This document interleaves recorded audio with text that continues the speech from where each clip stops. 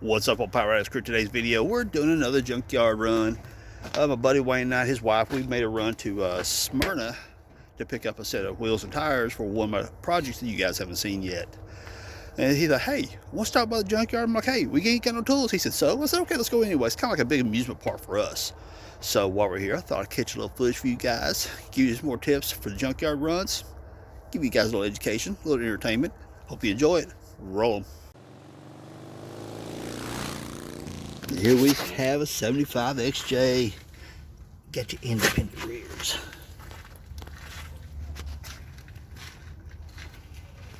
Well, street rod rear suspensions people used to pull. Okay, all my Jeeping people. See what I got in front of me right there? What does that have anything to do with Jeeps? It's just a Ford Ranger. Let me show you something. Walking to the rear diff. The rear diffs on these things, you got your 8.8s. These are 7.5s. Look right here. One of the biggest questions about when people do the 8.8 swaps is the U-joints on your Ford Explorers are a 1310. I'm sorry, the Ford Explorers are a 1330. These U-joints are a 1310. Now, this is a 7.5 rear end of a Ranger. Get this yoke right here, this Pinion Adapter. Get this right here, that's all you need. And you don't have to do any kind of funky drive shaft stuff as far as the conversion cross U-joints. This will bolt right to your 8.8. It uses the YJ U-joints and it works just perfect. You get that if you do the 8.8 conversion. We got the conversion for the big brake kit. Don't know if it's the right calipers or not, gotta check that. Squeeze it underneath here. Can't tell these Locky Bonos. And I don't think these are the wrong calipers.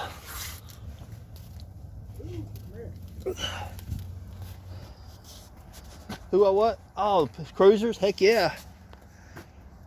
Those are good seats in those. Now, are these the heated and the leather ones? These are leather, but they're not heated. Oh. Still kick myself in the tail for not snatching those ones out of that cruiser we ran across that day. Good luck.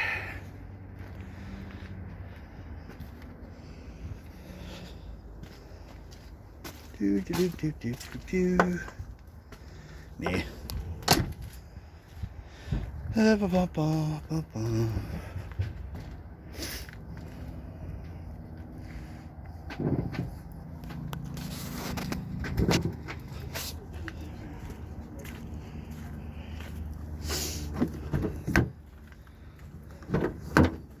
Yuck. I'm looking at Thunderbird. What does that got to do with anything? Let me show you guys something. This generation Fords, Thunderbirds, whatever, you gotta be careful which one you grab, but that alternator right there, that's what you call 3G series alternators. 100, I want to say 130 amp alternators, something like that. But what you do is, on these alternators, you take the alternator off and look at your ears. You want to pay attention to the two hole here, spacing here to there. Now, this is not for Jeeps. I'm just saying as a general for, like, if you're gonna do a old Mustang or something like that. These alternators here, two hole here, normally indicates one of the higher amp alternaters. Your hair. I got hair all of a sudden. All right. I am not putting that nasty thing on my head. But then you want this pigtail right here because you got to do the conversion on a pigtail, which I'll explain you on a later video. I'll show you guys how to do that if you're interested. Drop it down in the comments if you want to see how to do a 3G conversion for these alternators. Can they be rigged up on a Jeep? Probably. I've never tried it. But if you're building some kind of street rod or Ford Mustang, Mavericks, or any kind of whatever, great conversion alternators right there. And they throw the power. And my buddy Wayne said, I need hair. I'm offended. Not. Oh, about to bust my butt. Good luck. I don't know why I'm drawn to these old Firebirds. Hello. Go ahead.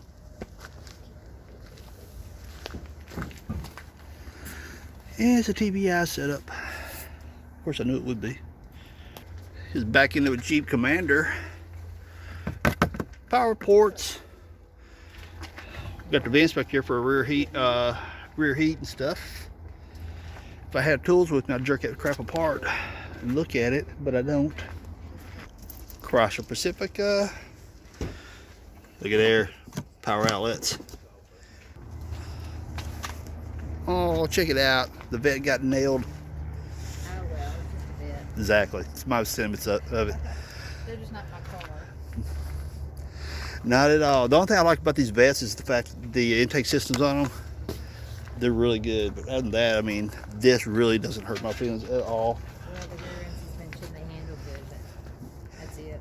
Well, that one Dad's got, it's fun to drive. Does he still have it? They got stored at some house somewhere in Nashville. Oh. Well, so, I didn't know he still had it. at last I heard they did. I mean, it was fun to drive, don't get me wrong, but I mean, it's like, psh, big deal. Now, that engine would be a lot of fun sitting in something. What engine is that? Probably the 5.7. It's a TPI, isn't it? That's a two-port injector right there. Yeah, TPI. Yeah. Looks like you got aluminum heads on them. Oh yeah, they're stout engines. They're super strong engines. It'd be fun sitting in a rust bucket.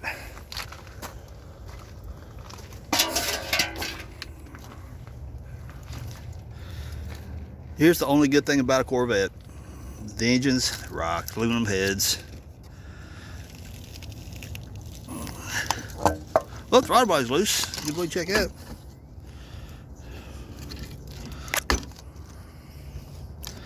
I've got a TPI intake at the house, but it come off of a Trans Am. Look back inside to see the runners. Right there's where the air intake's going down. Come on, focus. Come on, you do it. Here he goes. You're right down there.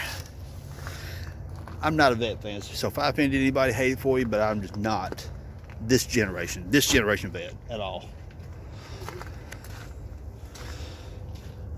But they're good for parts.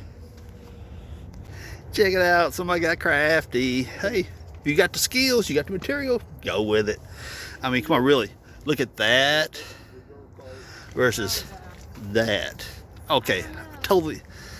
I mean, it looks better than over there. The one over there don't have anything. Exactly. It's a cherry bomb glass pack. Surely it wasn't on this car. That'd be hilarious. Anybody need a trans cooler? Dude, gotta have them. Hubcap. I was making fun of it. Somebody might like it, I reckon. Another trans cooler. He's like impossible to keep up with when we're in here. There he is.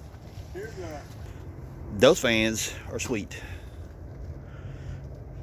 Now I don't think they'd fit the XJs are narrower. Too big for a YJ. Ford Edge. Oh, is this thing gonna crack me in the head?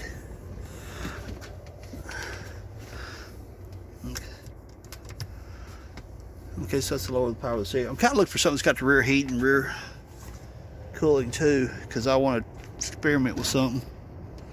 This ain't got nothing. Y'all drunk from the camera movement yet? Dodge Durango with a creaky door.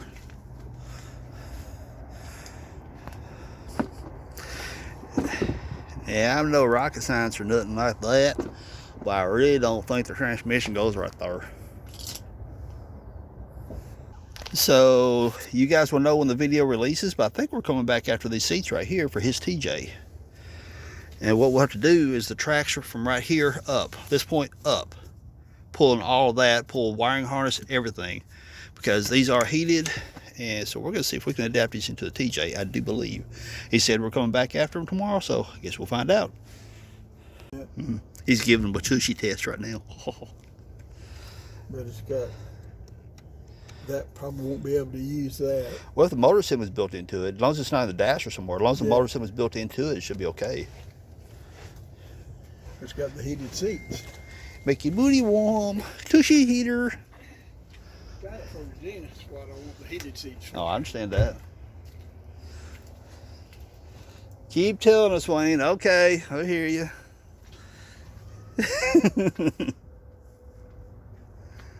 I don't have to take this abuse off you. I got a lot of people waiting to abuse me. You patriot. I'm not exactly sure what happened there, but that hurt. Ouch. Right? Dude. See if the crumble zones did what it was supposed to. No, it did not. Ooh, dang, that hurts me looking at it.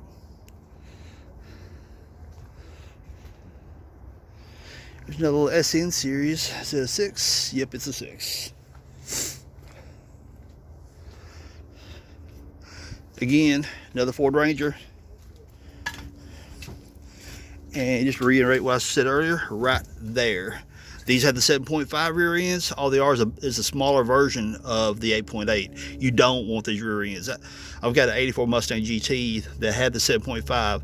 I pulled it out, put the 8.8 under it out of a, I forgot what year Mustang I pulled it out of, regardless. It's kind of irrelevant actually. But that adapter right there. If you're doing an 8.8 swap on your Jeep, you want that adapter. That's all you need. You don't need the drive shaft. And of course there's your pinion going back into the diff. Just that part right there. That will adapt your YJ joint to an 8.8 rear diff. Right there is all you need. And here's a Hemi head. 2 spark plugs per cylinder.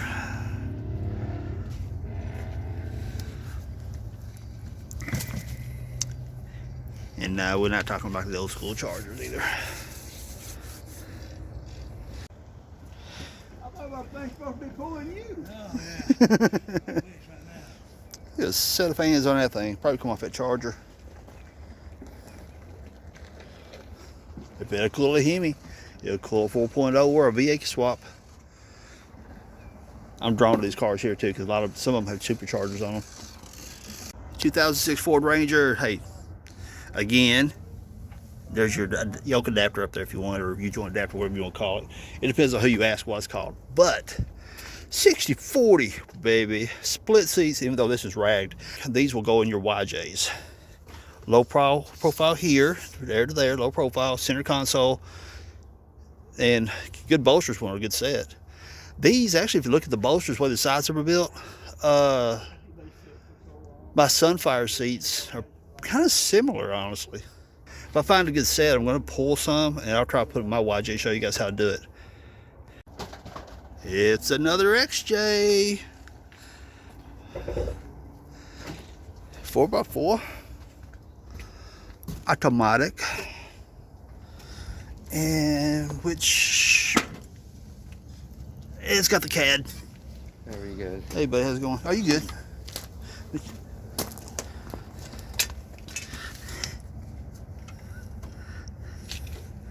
Yeah.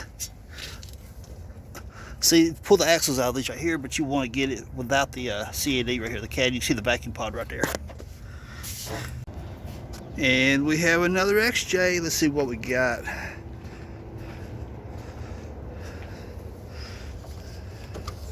Check your compressor, see if it's locked up. Ooh. Hey, compressor moves.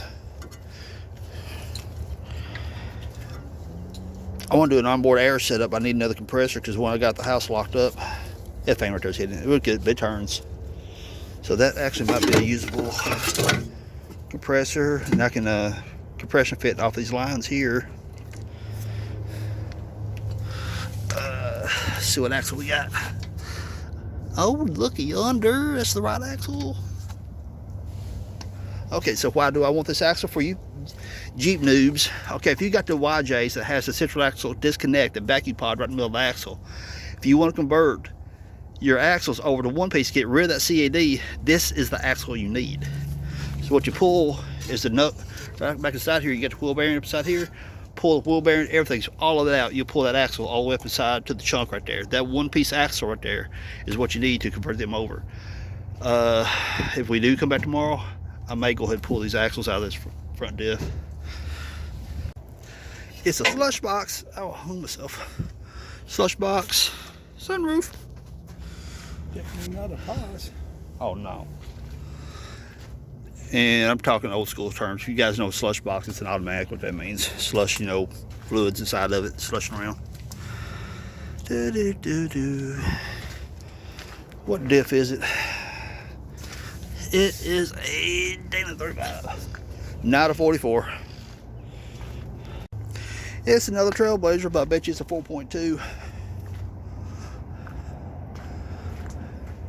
Yep. Oh, look at there. Hey, somebody's done got my knuckles out and ready for me.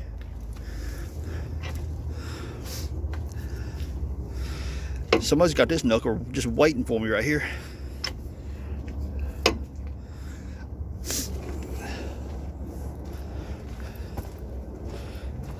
Look at that. Shoot. That'd be easy.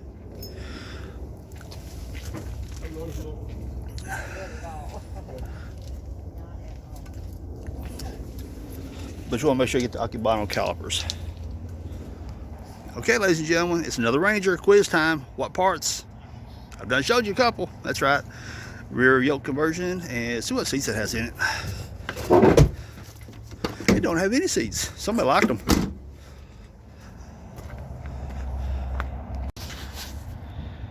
Now, I think I pointed this out once before on one of my past junkyard videos. Your power steering pump actually goes through your braking system on here, what you call Hydro Boost. This is one of the Astro vans. And somebody's going to ask what year. So let me get back here. 2001 on this one.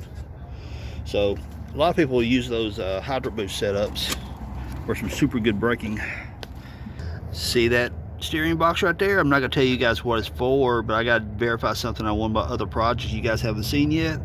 But I'm in a van. Is it a van I'm working on? Yeah, maybe. But it's not a van like this. But you'll see sooner or later. So I keep teaching you guys about this other project that I'm going to be dragging in sometime or another. And so, I got to look at this here in just a moment. So I keep talking to you guys about this project I'm going to drag in. Obviously, I'm not going to tell you what it is right now until I actually put it on the channel. But look something up. Look up F4F Hellcat. F4F Wildcat. And the F4F Wildcat. F4F Wildcat. Right. 6F Hellcat. 6F Hellcat. And aluminum canoes. Look at them all, Google them, and find the one thing they have in common, and that's a clue. Okay? That monster. That monster diff.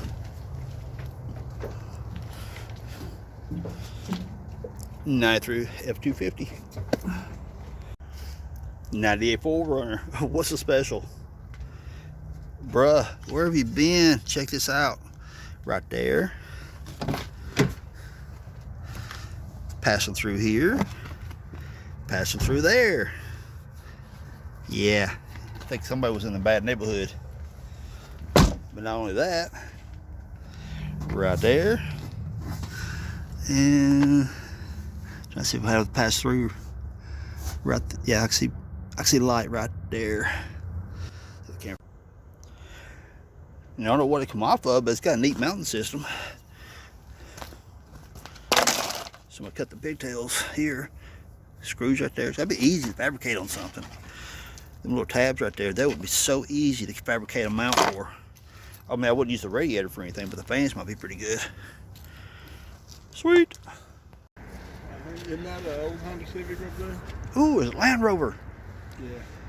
Look at people, that flat back. That's got that stealthy paint job on it. Okay, people, I gotta look at it. Oh, look at that, look at that.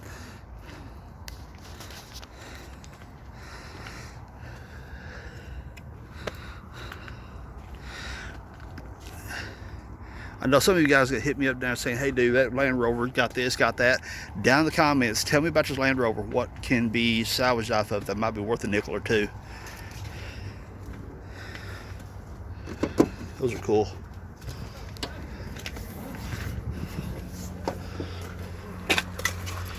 LED lights. Whee! Oh, cool switch panel.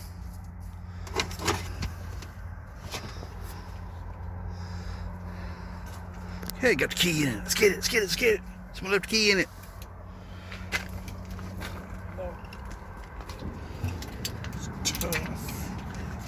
Oh yeah, dude.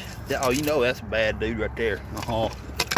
This has the the keying in the back. Sweet.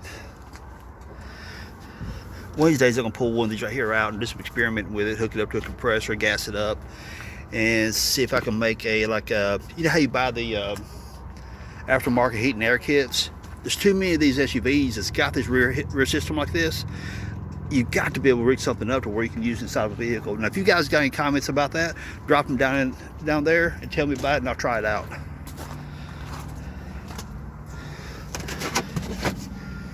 I'm hung up on that Land Rover. Okay, that's just funny right there. Yeah, the weirdest stuff you find in the junkyards. Ooh, gross. No touchy, no touchy. Dude, that fan right there is shallow mount. That'd be good for some kind of auxiliary or mount to a transcooler or something. I know. What's it on?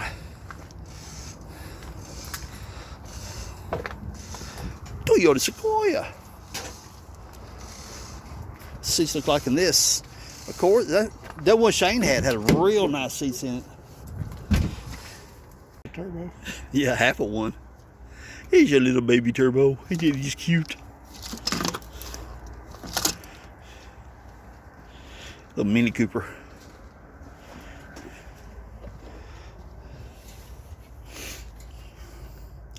'2011 Mini Cooper. Now this track system right here is very similar to what you see a lot of street rods built from, ordering from like speedway.com, stuff like that. It's just a flat track system that the cable operated that pulls the track up and down. I built a 32 Ford Coupe one time that had a system like that in it. One of those fiberglass street beast kit cars. Total pain in the tail to build. So here's you another one. Like I said, it's just a random stop. We thought, hey, let's, what the heck, you know, we just stop, check things out. He's wanted to shop for some stuff for his TJ and his truck, and of course my YJs and my other project that you guys will see eventually.